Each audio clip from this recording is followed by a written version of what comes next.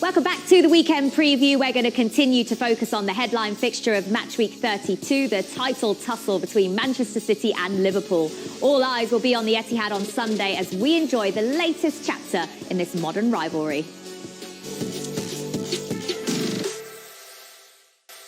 Well, we have seen some proper rivalries in the Premier League over the years. Arsenal against Manchester United, Chelsea against Manchester United, and now this one between Manchester City and Liverpool it's just mouth-watering, isn't it, every time they face each other. Would you say, where would you say it ranks, Tim, in terms of Premier League rivalries? Right up there. And it doesn't look like stopping any time soon, does it? It looks like it might go on for a few years, you know. So at the quality of the two sides, they're evenly matched. There's slight differences in how they play, very entertaining, two of the best managers, great support. There's nothing bad you can say about these clubs. And not only that, it's about the clubs as well. It's about the structure of the clubs. And I'm not joking when I say this could go on for another 10 years. You know, who's going to come in between these? Who's going to be able to challenge? Chelsea have not been able to do it. You know, it looks like you don't know what's going to happen there. Man United certainly need to take a leaf out of these books on the structure of their football clubs and pull their finger out and start putting someone in place to start building that football club up again. You don't see Tottenham and Arsenal getting anywhere near very, very soon. So, yeah, they're out on their own, and they're out on their own. I think it's one of the strongest rivalries we've ever seen in the Premier League. It's interesting, isn't it? How long do you think they can continue to dominate? And is that reliant on these two managers staying in the jobs?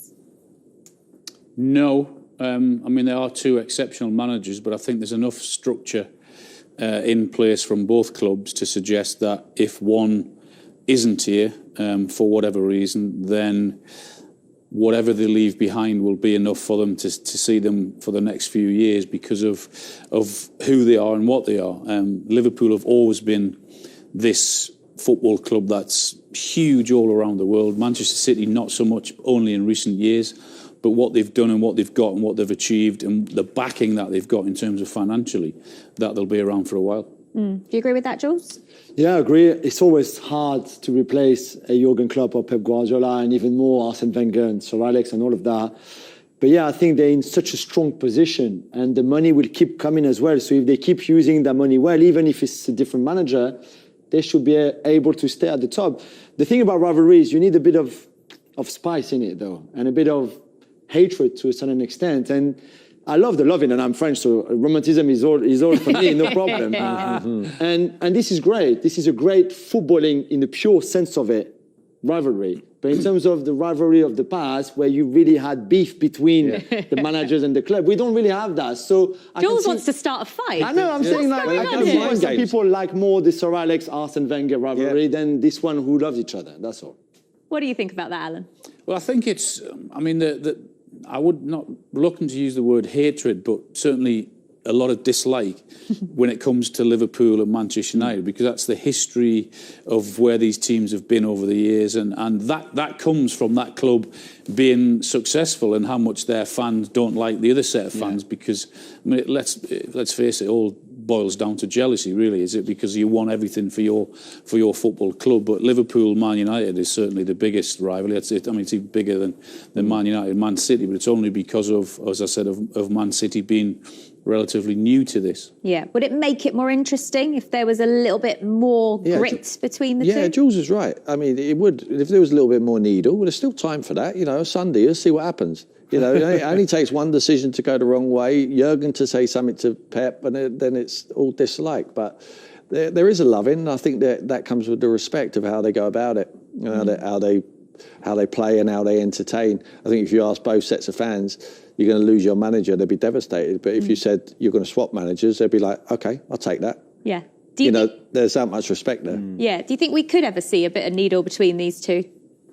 Oh yeah, absolutely. Yeah. I mean, both sides have got that in them. They've got a little bit of nastiness. I mean, when you see the number of times you see when either team loses the ball, foul a player to stop her and thwart the other team going forward, it's unbelievable. Whether that's been sly or crafty or damn right blatant in doing what you have to do, they'll do anything to stop each other. So yeah, it can get nasty, and they've got players, particularly in the middle of the park and defensively, to mix it with the best of them, I think. And as players, did it get you more up for a game if there was a a bit of something between you and the opposition in terms of a rivalry? Yeah, or certainly like a North London derby when I was played at Tottenham, we was always inferior to Arsenal. They were winning titles and stuff. So we had to try and find a different way. You had to try and find an edge where they play on a level playing field. They both back each other technically and just to go and play football and it's nice and clean. Where we was a little bit different, whereas we had to try and find an edge. So if there was, and like Alan said, find a way. And I used to try and find a way and to, you know, I didn't necessarily have to be friends with the opposition. After the game, I would go and shake their hand. But during the game and before the game, I'll be in their ear. I'll be playing all sorts of mind games. And if it was there, if I had to bend the rules somewhat, then I would try and get an edge from my side. You were never like that, were you? No, never. Really? Not You'd you. be surprised. Not you. Sometimes. But I think that's why. But like I say, the difference is then if you think it's a technical mismatch, then you have to turn it into a scrap.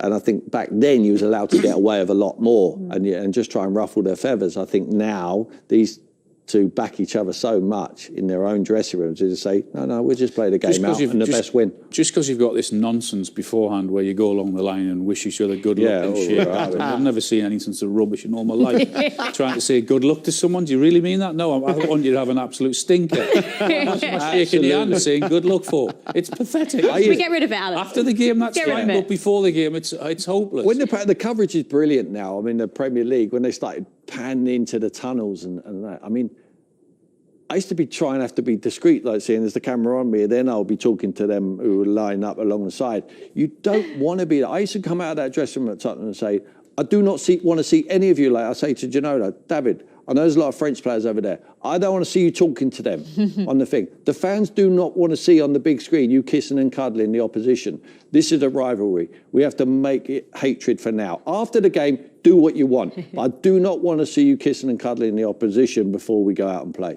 And it really hurt me to see that. See, that's why he's our captain. Yeah, you need it, don't you? There's professional lip readers out there now as well, Tim. So you've got to They do copy this back. now. Yeah, We should do the show like this. It'll make more sense. You've got a microphone on. Look, sometimes when we do such a big build-up to big games like this, it can get to it and it can occasionally be a bit of a letdown. But one thing we can say about Man City against Liverpool, it never lets us down. Why is that? You're right. I think it's 3.67 goals in the last 10 encounters or something like that. We've had 4-0, we've had 4-1, we've had 5-0 as well. We always had... We're disappointed when it's a 1-1, but again, the context, as we said, during the pandemic was a little bit different with no fans at the Etihad, for example, for that game. Apart from that, it's always really, really good fun because, to go back to what we were saying earlier, the way those team plays, I don't think we can see a 0-0 on Sunday. This is not possible. They attack too much, they press too hard, they counter-press too much. So, of course, they would have chances, and then, unless Ederson and Alisson have an incredible game, and he ends up 0-0 because of those two keepers' performance. It's always so open. Because of the way they play, it's just a natural. Both teams have got that much belief in what they do, and they believe that it will work. Liverpool with a high line, they're not going to stop having that high line. Man City are not going to stop the way they play just because they're playing Liverpool. And that's, I mean, let's be honest, that's why we admire these teams so much, is that whoever they go in against, this is their style, this is what we're going to try and do, and we're not changing for anyone. Yeah. And it's not been straightforward getting to this point because the season has had plenty of twists and turns. At one point, it looked like City were going to run away with the title. However, Liverpool refused to give up and have played their way back into contention